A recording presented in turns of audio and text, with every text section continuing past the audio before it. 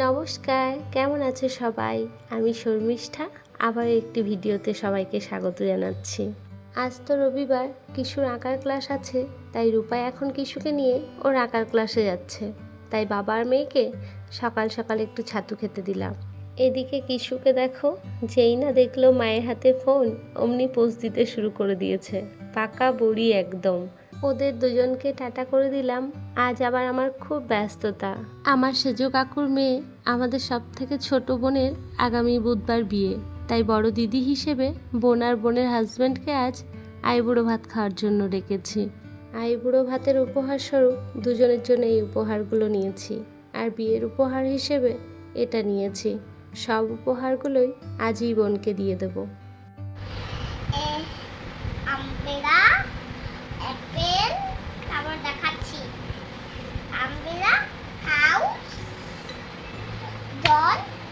খুব সুন্দর করেছো তো। তুমি ডলের ফেসটা করনি কেন? নেক ফেস কিছুই করনি। এইগুলো করতে বলেন স্যার। এটা হয় কোনোদিন? স্যার সবই বলেছিল, তুমি করনি হয়তো। আর এগুলো পরের ক্লাসের জন্য দিয়েছে, খুব ভালো তো। এটা বল আর ডল, এটা ফিস আর দেয়নি, এই তিনটে কাজ দিয়েছে, তাই তো? খুব ভালো মেয়ে তুমি, সব করে নিয়ে যাবে স্যারের জন্য, ঠিক আছে? সকাল থেকে রান্না বান্না সহ অনেক কাজেই ব্যস্ত ছিলাম। এখন এই হলো তার ফলাফল। ছোট বোনের জন্য বড় দিদি হিসেবে এইটুকুই আয়োজন। তবে আজ বিরিয়ানি বানিয়েছে রূপাই। তোমরা হয়তো অনেকেই জানো না, রূপাই কিন্তু খুব ভালো কুক। রূপাইয়ের রান্নার গল্প না হয় পরের কোনো একটা ভিডিওতে শেয়ার করব। এই হলো আমার বোন আর বোনের হাজব্যান্ড বললাম এ কারণ ওদের রেজিস্ট্রি ম্যারেজ হয়ে গেছে।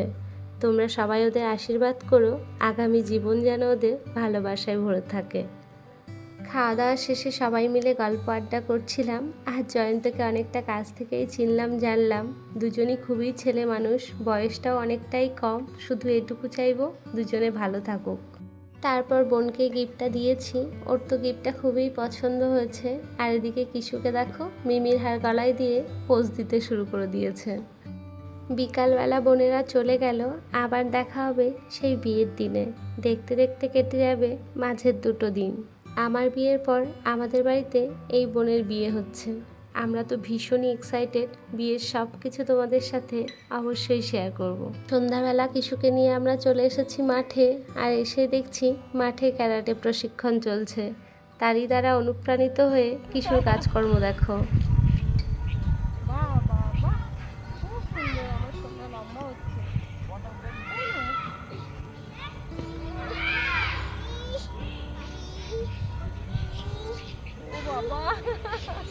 কত কষ্ট করে এক্সারসাইজ করছি এখন।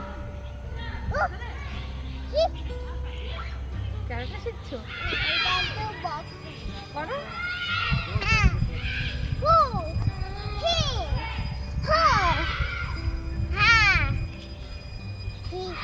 প্রতিদিনই মাঠে আসলেই নতুন নতুন বন্ধু বান্ধব হয় কিশোর।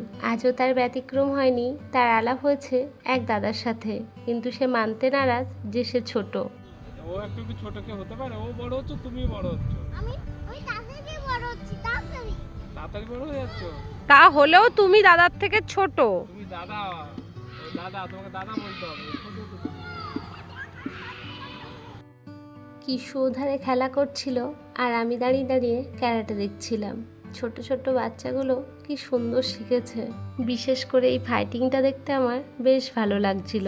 ফাইটিং হচ্ছে দেখে এদিকে কিশুও চলে এসেছে, আর দেখে দেখে কেমন অনুকরণ করার চেষ্টা করছে দেখো। আমি আর রূপাই বেশ কয়েকবার ওকে ক্যারাটে শেখাতে চাইলেও ওর ঘোর আপত্তি। ওর বক্তব্য, অতক্ষণ করে দাঁড়িয়ে থাকলে তার পা ব্যথা করবে। মানে বুঝতে পারছো তোমরা কিশুর মাথায় কতটা বুদ্ধি হয়েছে। ও দাঁড়িয়ে দাঁড়িয়ে দেখেছে যে ক্যারাটে করতে গেলে অনেকক্ষণ করে দাঁড়িয়ে থাকতে হয়। তারপর আরও কিছুক্ষণ খেলাধুলা করিয়ে আমরা বাড়িতে চলে এলাম।